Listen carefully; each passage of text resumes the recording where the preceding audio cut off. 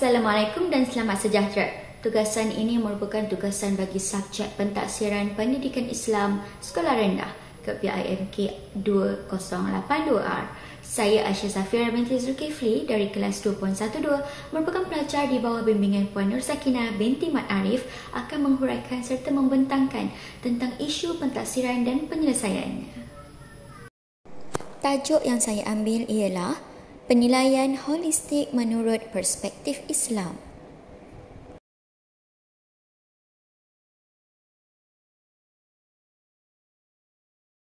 Berikut merupakan isi kandungan yang akan saya sampaikan nanti. Yang pertama, maksud penilaian secara holistik.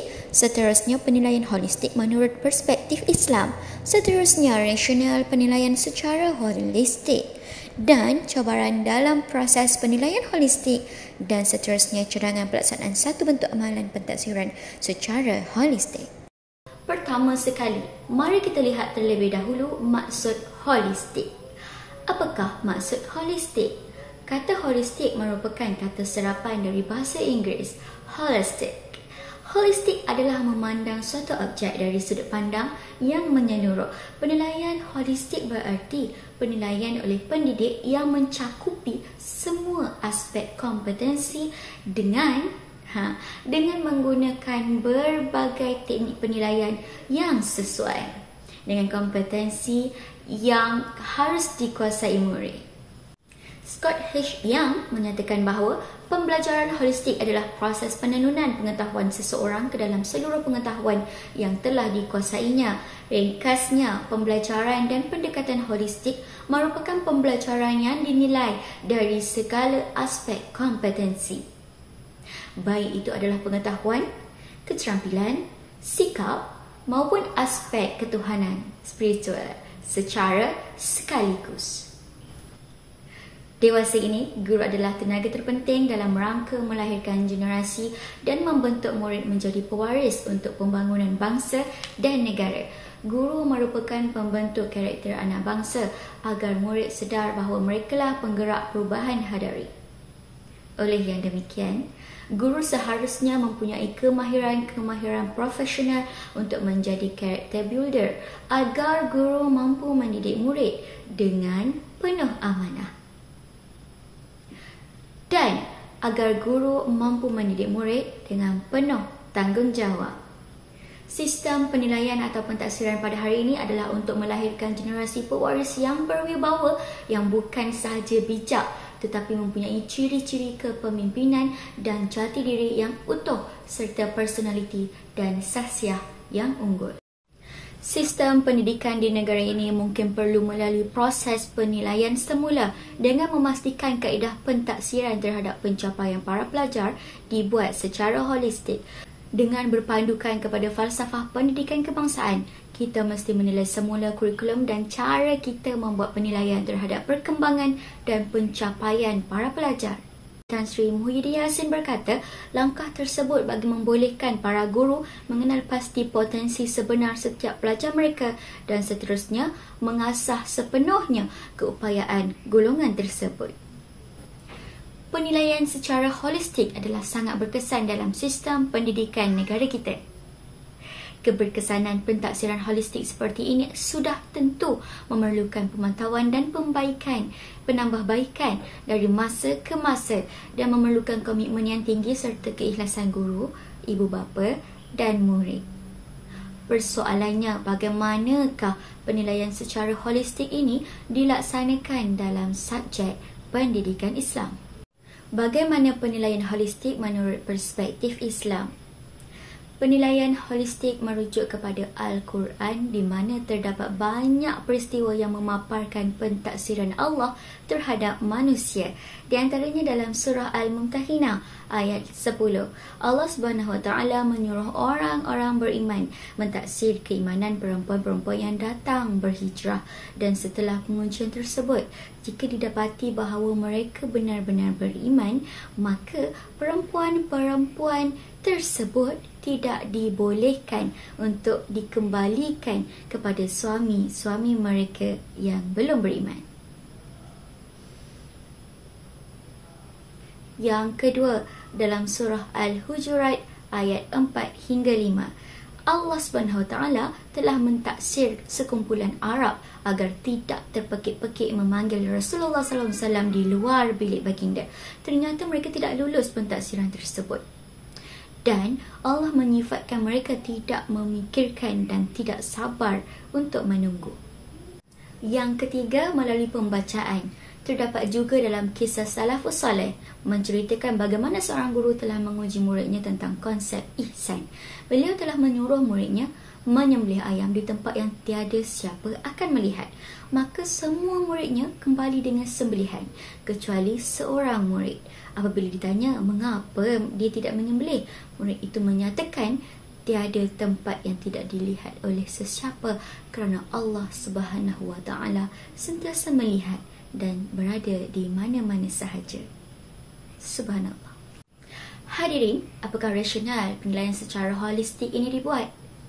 Pengukuran holistik manusia bukan hanya bergantung kepada pengukuran akal sahaja, malah mengambil kira aspek kerohanian dalam menghasilkan insan yang benar-benar berkemahiran. Ini bermaksud pengukuran kemahiran anggota fizikal, penilaian adab dan akhlak serta tingkah laku mulia boleh diseimbangkan dalam dunia pendidikan. Kesepaduan akal dengan amalan ibadah tidak mencukupi jika tiada unsur kerohanian yang diseimbangkan. Menurut Imam Al-Ghazali dalam kitab Ihya Ulumuddin, tanda-tanda orang berilmu ialah di mana kata-kata dan tindakan lahiriahnya sama. Ilmu yang ada dalam diri mereka mencerminkan akhlak dan adab yang dijelmakan secara zahir dalam amalannya. Al-Ghazali menjelaskan lagi, sifat kejiwaan manusia berkaitan dengan unsur-unsur fitrahnya, iaitu terdiri daripada sifat akal, hati, qalbu, nafsu, roh dan jasad. Kesemua unsur tersebut dibahagikan kepada dua makna yang berbeza, iaitu berperanan secara lahiriah merujuk kepada jasad, jasmani, manakala keduanya unsur batiniah merujuk kepada kerohanian, iaitu akal, hati, nafsu dan roh. Oleh itu, potensi kepada penilaian secara holistik ini sepatutnya diukur dan dinilai melalui kesepaduan unsur-unsur yang difahami melalui teologi Al-Ghazali, iaitu berasaskan kepada unsur-unsur tersebut.